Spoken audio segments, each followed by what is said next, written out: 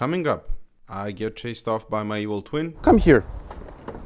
I throw spark plugs. And we go for a short but important drive. Oh yes, we have a liftoff. Welcome back to the second part of Project Bilbao. In this video, after years of neglect, we bring this 8 Series back to running and driving condition, so stick around to hear the magnificent V12 roar to life. Here we have a first aid kit for the E31. I bought used fuel pump carrier, new fuel pumps, fuel filters, thermostat, distributor caps, rotors, belts, radiator drain plug, new air filters, correct spark plugs for the M70, fuel lines and fuel clamps. Also fresh oil and filter, handbrake lever, leather boot, and this lovely shift knob. It's actually off a CSI. It's used, but in great condition.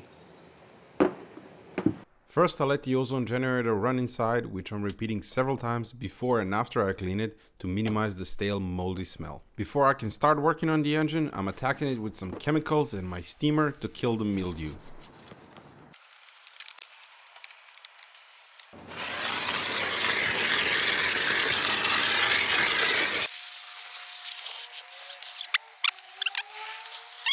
Off comes the fan clutch.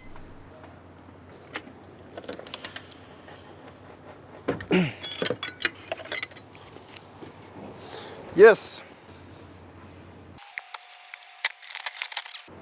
And now to turn over the engine by hand. Yeah, it's definitely spinning freely. In no particular order, I decided to check and service the ignition system, starting with fresh spark plugs.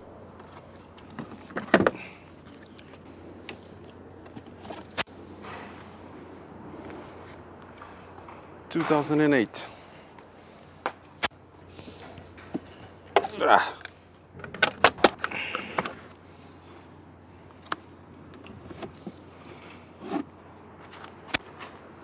2009.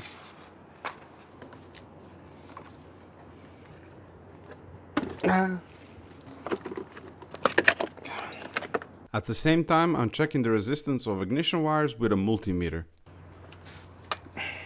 Okay.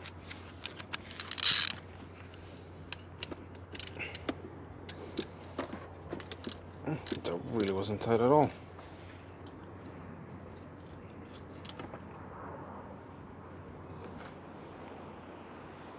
These are Champion. New spark plugs goes in. These are getting torqued to 30 Newton meters.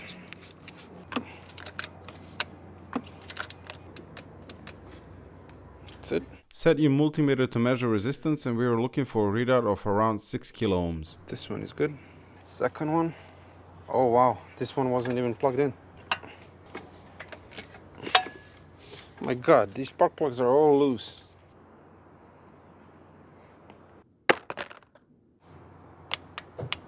The boot on the second wire was damaged and couldn't be connected to the spark plug. Based on that, I decided to pull all of the cables out of the car for closer inspection and replace the bad ones. First, I continued throwing the spark plugs. By the way, changing spark plugs on the M70 is a breeze compared to the M73 in the 7 Series.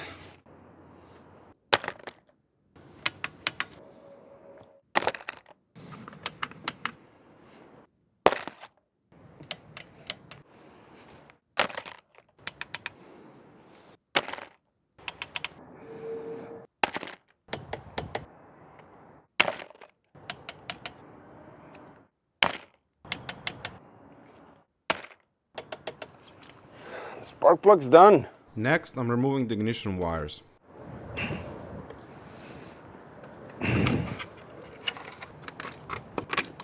Where's the coil?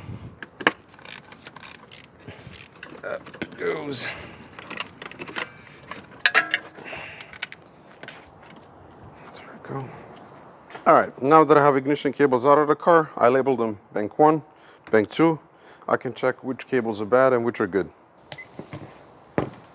Number 6 is the one with the cylinder identification sensor.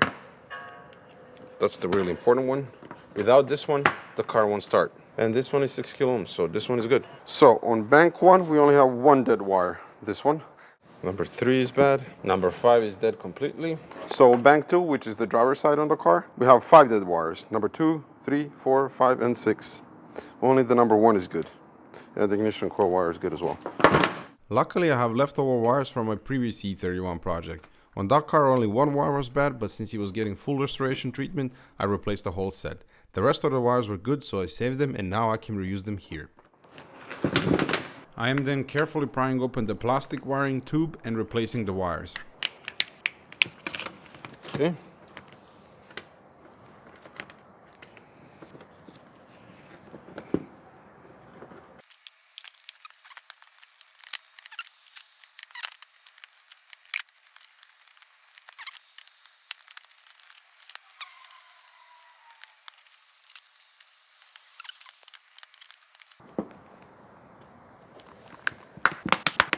Upon assembly, I'm doing a final check to make sure all of the cables are showing correct resistance, and I also check them for physical damage. Since they were removed from a working car, I'm using their donut sensors, since they are known to be good. So this is ready to go back on the car. But prior to that, I'm replacing the distributor caps and rotors.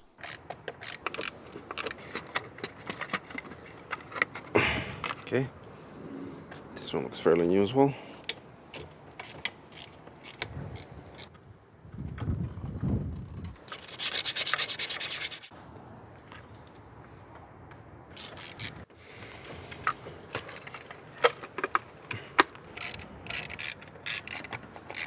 Then I'm reconnecting the wires in the correct order.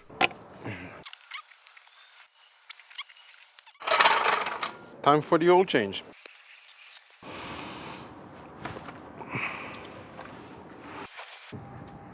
Ugh. That oil is disgusting. What the f was that? Oh, that was the washer. Oh my God.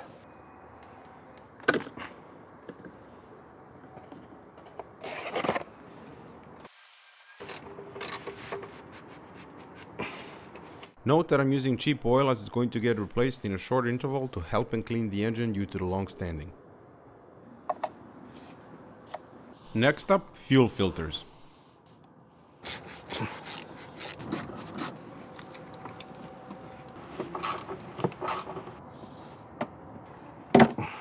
That wasn't too bad.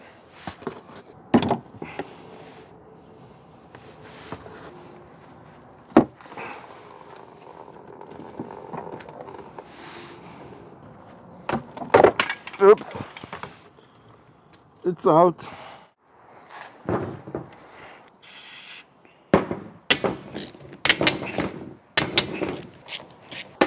Now I need to copy this line and put it on the new filter.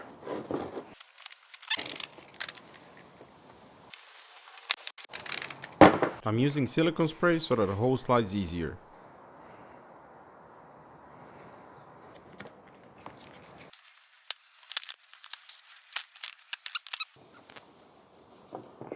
Slide out. 1994.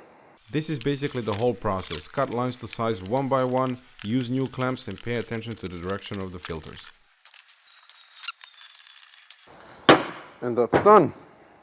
Then the whole lot goes back on the car.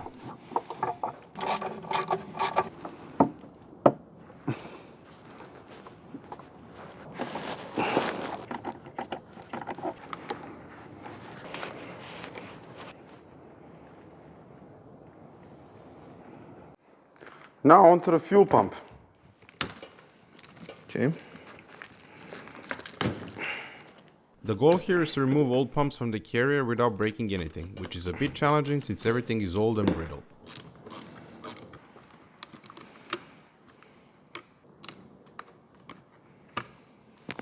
That's the wires disconnected. Okay.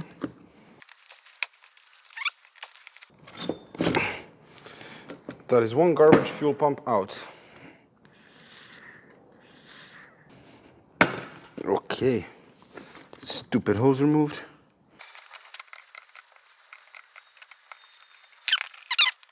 There it is. Now is the perfect time to clean these contacts. Here's where you want to be extra careful and make sure you're using submersible fuel lines. If you use normal fuel lines, they will simply melt once submerged in fuel and make a mess inside your fuel tank. New fuel pumps going in.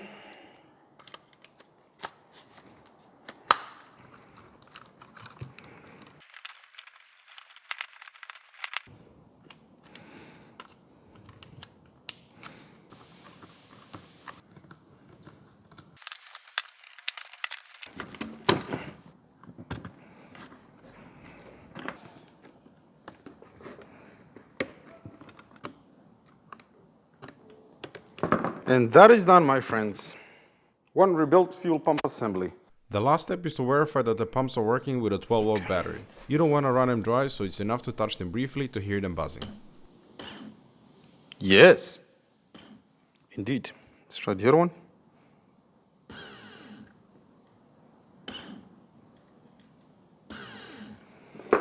Perfect. Both are working. Time to put them in the car. This needs to come out.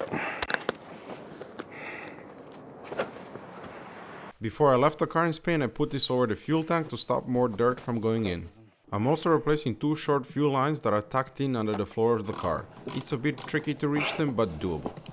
Ah, I'm gonna fall into the tank. Jesus.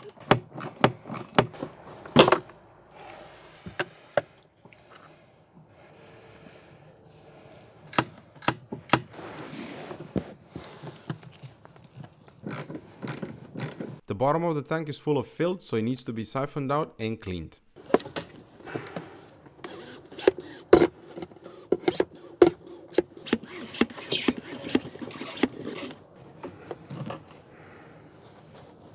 That's as best as it's going to get. Then I'm adding fresh fuel. I just put about 5 liters in it. I just wanted to make sure there's no big chunks or anything nasty still floating in the fuel tank. But that looks pretty good to me. One good looking fuel pump, cleaned up and rebuilt. And a fresh gasket, of course. Ah, son of a... I hit my stupid head on the roof. I have to do it like this. There we go.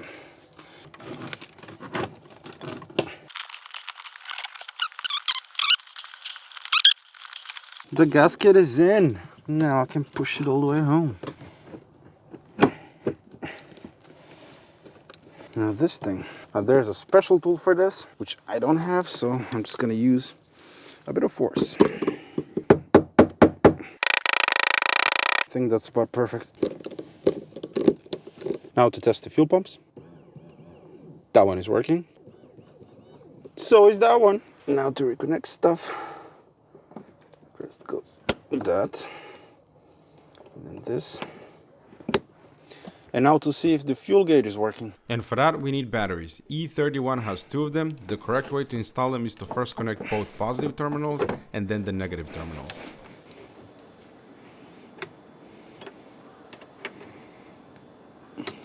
Ow.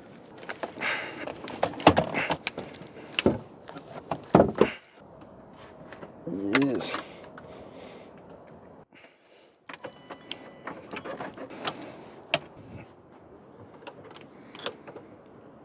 And now for the moment of truth. Yes, we do. Excellent.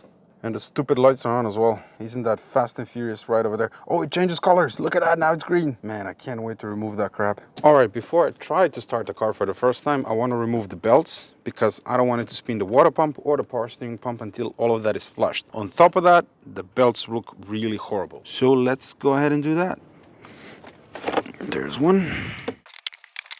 This is the worst looking belt that I've ever seen in my life. That's garbage. That is one stuck tensioner. You know what? I'm getting tired of this. I'm gonna cut it off.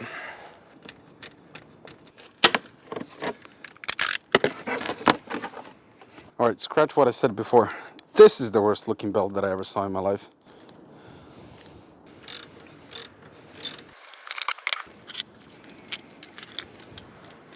Oh my God, look at this.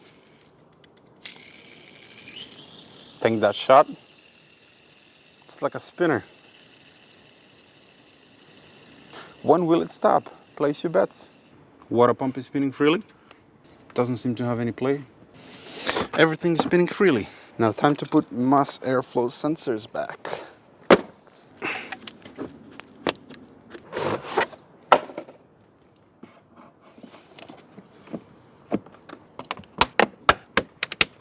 Ah, yes. The time has come to try and start the car. I'd be lying if I didn't say I wasn't nervous. The cheap garbage microphone that I've been All using cut off during cranking. Needless to say, it was trashed and since then replaced. Oh. Come on, stay running. Started. It's idling terrible. But it's leveling out.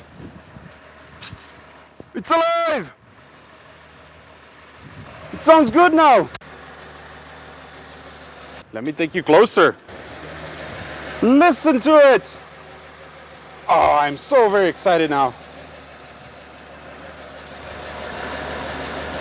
It sounds good. It's an engine and it works. There's no crazy noises.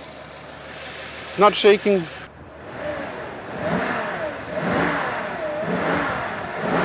Oh, yes. But it's not all good news. There's an odd noise coming from the engine which can be heard here. But more on that later. It was time to focus on the driving part. The clutch pedal stays on the floor and there could be few causes for this. But since there was a puddle of fluid under the car that was coming from the bell housing and the fact that the brake fluid looked like a revolting coffee, my bet was on the slave cylinder. First, I'm removing the brake fluid reservoir to clean it.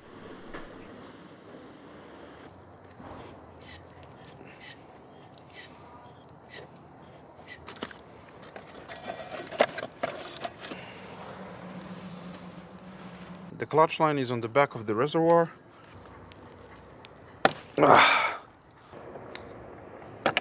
There we go. Now to disconnect the clutch line. That needs to be cleaned.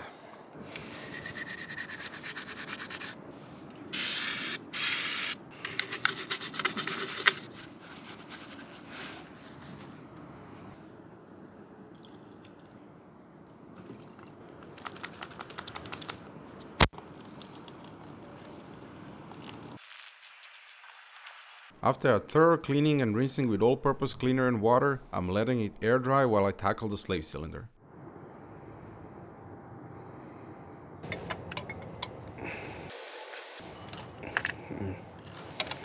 That was suspiciously loose.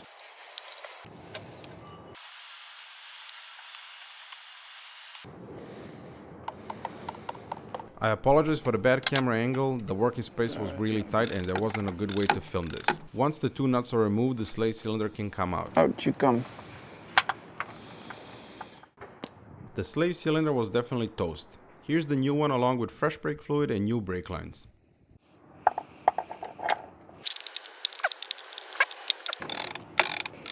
Full disclosure, it is highly recommended that you change the clutch master cylinder in pair with the slave cylinder. But for the purpose of getting this car running, I didn't. Then the reservoir goes back on the car, but first fresh rubber grommets are installed. Good. I'm rinsing the reservoir with a bit older but clean brake fluid.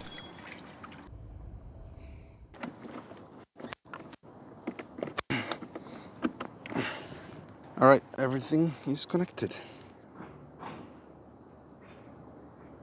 Then I set about bleeding the clutch line with a power bleeder.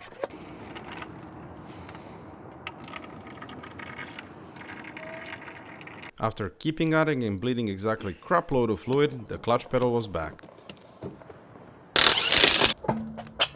The replacement of brake lines was next.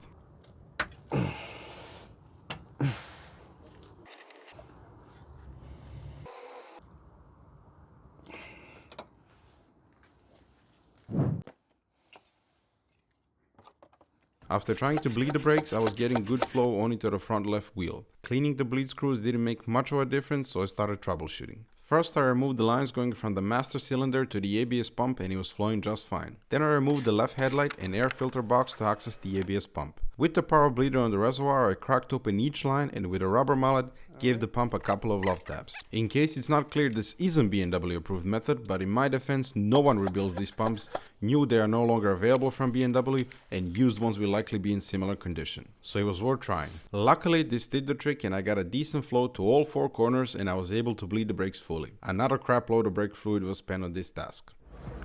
At this point, eagerness got the best of me, so I jumped the gun and tried to drive the car just back and forth. Oh yes, we have a liftoff. Yes.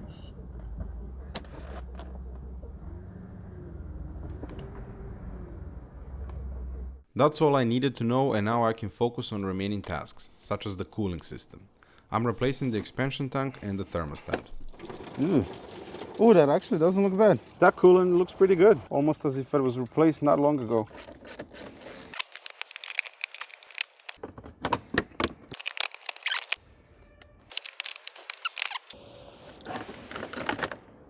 Looks like someone serviced this car after all. This is the original BMW part, the expansion tank. The original one is usually yellow and that one is known for cracking. So whenever you see a black one that was replaced, that's a good thing. The vacuum lines that run from the fuel tank breather valves to the throttle bodies were split. These are just standard fuel lines and the throttle bodies need to be removed to replace them. Brand new gasket for the throttle bodies. Just look at this.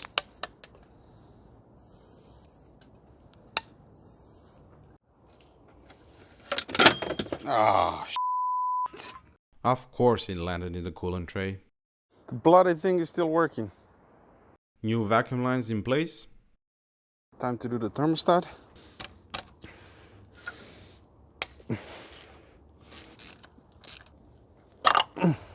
That's the thermostat housing. Oh my god. That actually doesn't look terrible. Here's the new thermostat.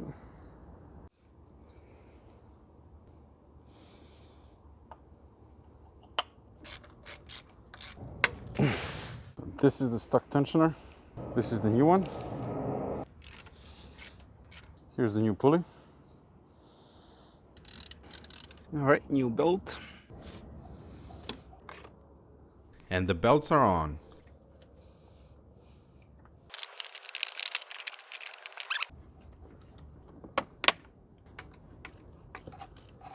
New cap.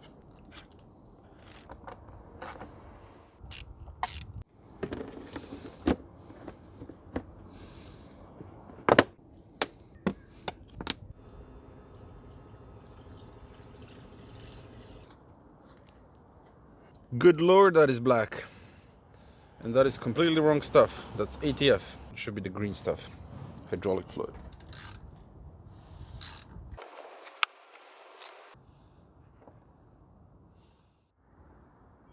I'm repeating the drain and fill process 4 times to flush out the old fluid. Each time you have to start the car so the fluid can circulate the system, then shut it off and pump the brake pedal roughly 20 times until the pedal goes hard. Then the pressure accumulator should be empty and the reservoir full. I also replaced 2 short fuel lines on the back of the engine and cabin air filters using Citroen parts, which fit perfectly in the plastic housing of E31 filters. The reason for this is cost saving. These are 10 euros for a pair, while BMW ones are 80 euros, which is ridiculous for a pair of paper filters. Just cut out the old stuff, clean it, use a bit of gasket maker for a perfect seal, and you're done. And this is it.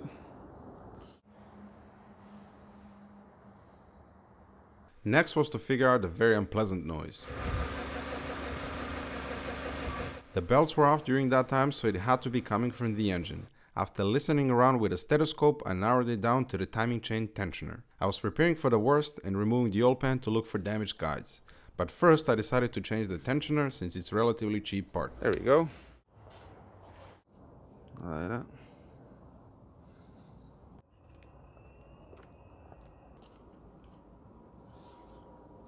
I'm also replacing the piston and the O-ring, which is a common source of oil leaks. It's the old one.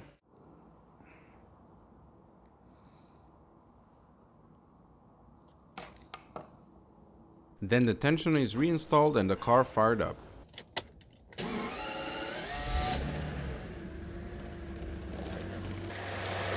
Let's see. The noise usually comes after a couple of seconds or so, 20, 30 seconds.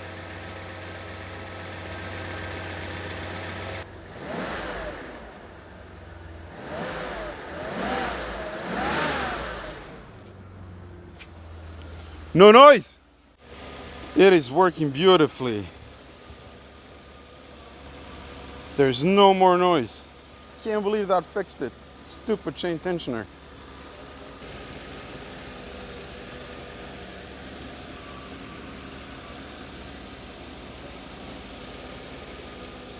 To my great surprise, it was fixed, and this called for a victorious lap around the yard. There we go, bon voyage. Into the second, hell yes. And she is driving.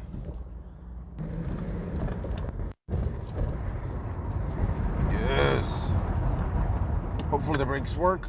Yes, they do. You should own this car just because it has pop-up headlights. Just on that fact alone. Windshield washer is working. Incredible. Horn?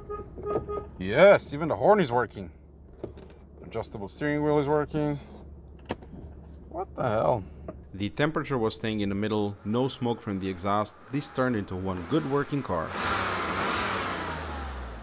Also, I checked the engine computer for codes. No errors.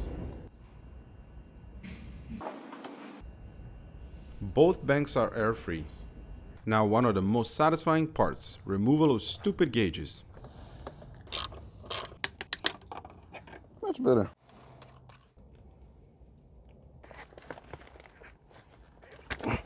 God damn it. Stupid thing.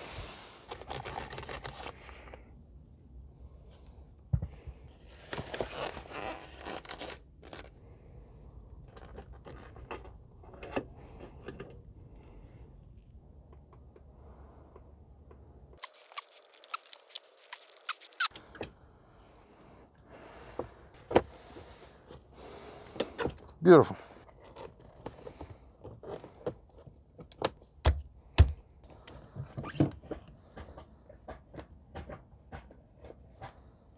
Perfect. Replacement A-pillar arrived a bit later. Few final touches. It's actually metal.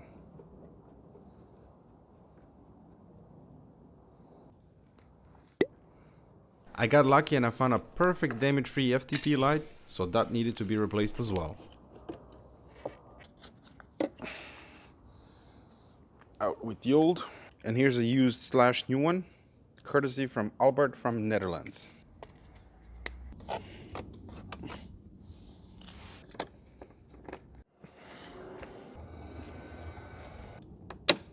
That's done.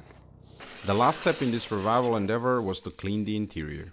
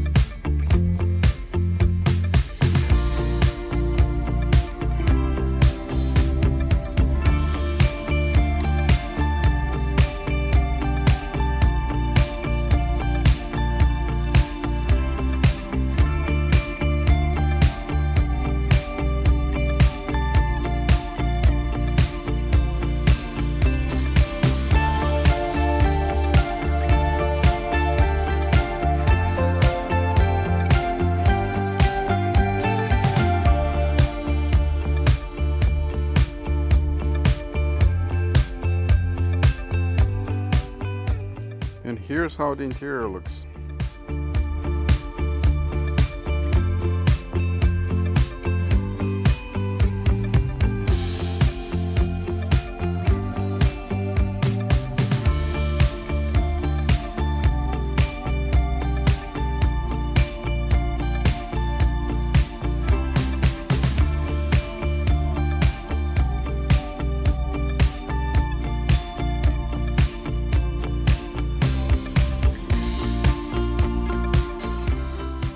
And this is the end of the journey with this E31. As I said in part 1, this was going to be a revival series only. There's still plenty to do, but happily this BMW found a great new owner who will complete the restoration, and this beautiful and indestructible machine will continue to live on, which is what matters the most in the end.